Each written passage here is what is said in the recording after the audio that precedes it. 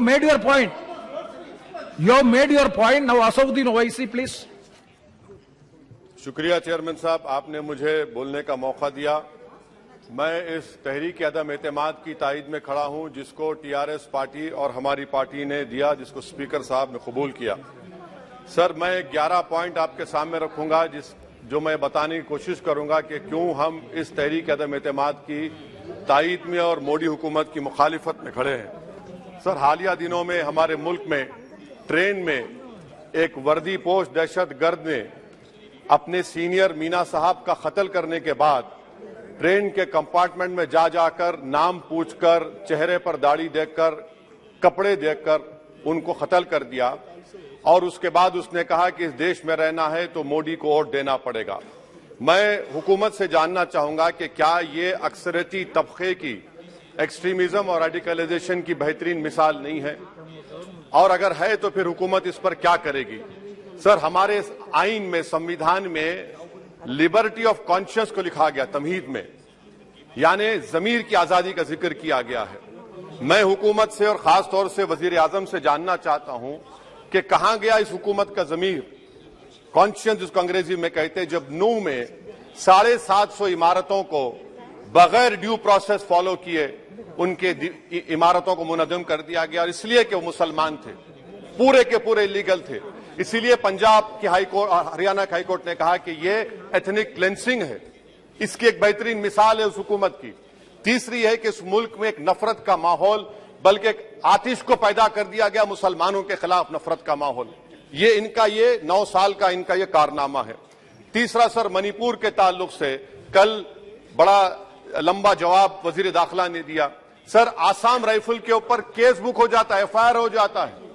क्या हो रहा है वहां पर? कहां गया आपका कॉन्शियस, कहां गया आपका जमीर जब वहां की महिलाओं की अस्मत रेजी की जा रही है? और आप मुख्यमंत्री को नहीं हटाना चाहते इसलिए क्योंकि वो कोऑपरेट कर रहा है। सर, मैं हरियाणा और मणिपुर के वजीर आला के लिए किसी शायर ने अच्छा कहा था कि कुर्सी है तुम्हारा ये जनाजा तो नहीं, कुछ कर नहीं सकते तो उतर क्यों नहीं जाते। आखिर कहां गया? उन ताबूतों में खो गया कि आपका कॉन्शियस, आपका जमीर, जहां पर 50,000 लोग बेघर हो गए, यानी 6 लाख हथियारों को लूटा जा रहा है। आखिर कौन सा आप इंचार्ज वहां पर हैं? सर, 4था पॉइंट, हिजाब को एक मसला बना दिया गया और मुस्लिम बच्चों को तालीम से महरूम कर दिया गया। क्या ये आपका लिबर्टी ऑफ कॉन्शियंस है? कहां गया आपका जमीर? सर, अभी आपने फाइनेंस मिनिस्टर साहबा ने कहा, यहां पर डीएमके के मोहतरमा कनीमोजी ने महाभारत के द्रौपदी का जिक्र किया।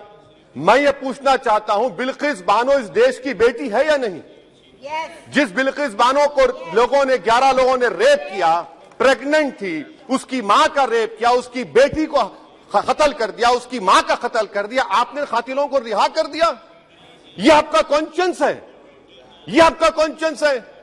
आप तो मेजोरिटेरियन पॉलिटिक्स को फरोग दे रहे हैं। सर, चौथा, आज चाइना के ऊपर कोई नहीं बोलते हैं। प्रधानमंत्री मोदी ने उस वक्त 2013 में जब प्रधानमंत्री नहीं थे कहा था कि समस्या बॉर्डर पर नहीं, दिल्ली में है। अगर हम अपनी जमीन पर हैं तो डिसएंगेजमेंट क्यों कर रहे हैं?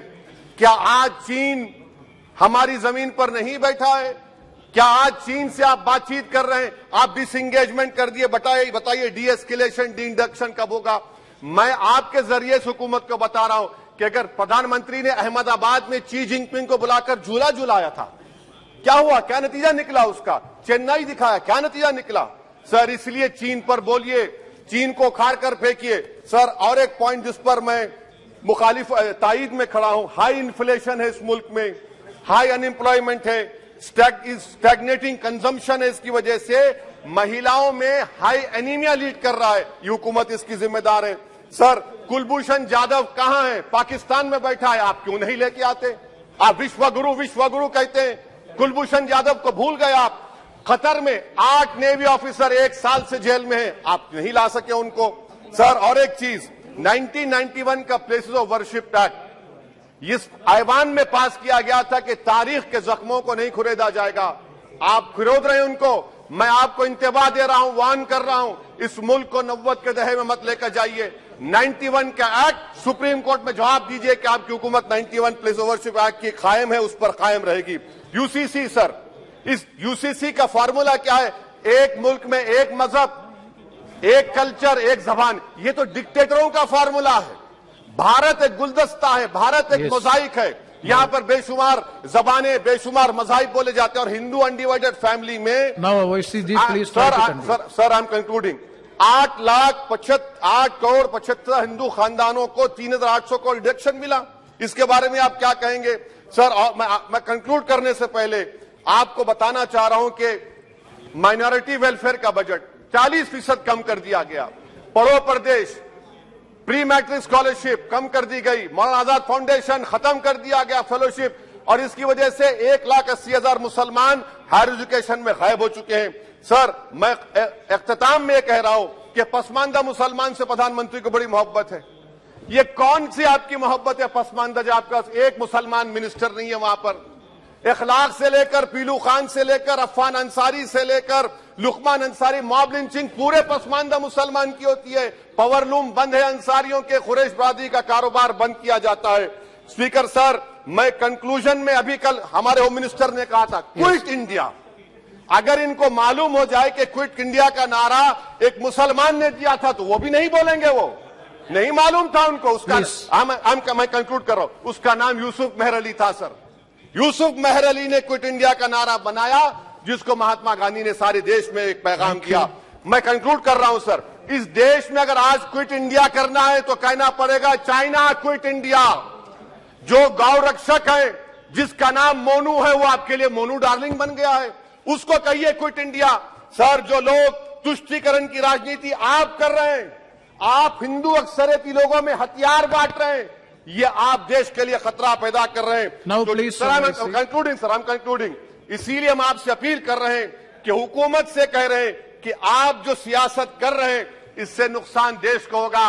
प्रधानमंत्री जब खड़े होकर जवाब देंगे, हम उनसे पूछना चाह रहे हैं, पॉइंटेड क्वेश्चन है, क्या देश बड़ा है या हिंदुत्व गोलवालकर की आइडियोलॉजी बड़ी है? मैं इस तहरीक अदम एतमाद की तायद में खड़ा हूं और हुकूमत की मुखालिफत में। सर, एक आधा मिनट सर। सर, दो महाज है इस मुल्क में, एक चौकीदार है, एक दुकानदार है। एक चौकीदार है, एक दुकानदार है। जब जुल्म हम पे होता कोई मुंह नहीं खोलते। यूएपीए का कानून अमित शाह ने लाया, इन दुकानदारों ने तायद की। आज उस यूएपीए का कानून में 83 साल का बुढ़ा सिपर नहीं होने से मर गया। आखिर कब तक दुकानदार और चौकीदार हमारी लाशों पर सियासत? सर, हम कंक्लूडिंग, कब तक सियासत करेंगे? अगर आप जुल्म के खिलाफ आवाज नहीं उठाएंगे तो आपकी दुकानदारी नहीं चलेगी, चौकीदार को धन्यवाद श्री तीसरा प्रिंस महाज राज करेगा। शुक्रिया सर।